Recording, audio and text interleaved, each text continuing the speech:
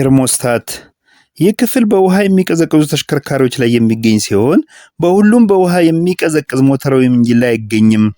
ብዙ ጊዜ በቀዘቀዘ የአየር ንብረት ላይ ይንቀሳቀሳሉ ተብሎ የሚሰሩ ተሽከርካሪዎች ላይ የሚገኝ ሲሆን የሚገጠመውም በላይኛው ማኒኮቶ ወይም መላሽ ሆዝና በራዲያተር መካከል ነው።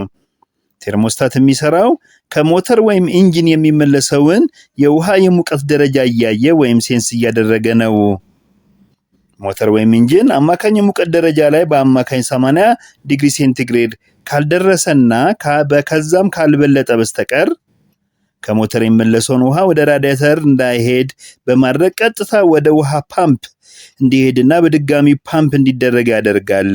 እንዲሁም የሞተሩ ሙቀት ከጨመረ ወደ ፓምፕ የሚሄደውን መስመር በመዝጋት ውሃው እንዲቀዘቅዝ ወደ ራዲያተር የሚሄድበትን መስመር በመክፈት ውሃው ለቅዝቃዜ ወደ ራዲያተር እንዲገባ ያደርጋል።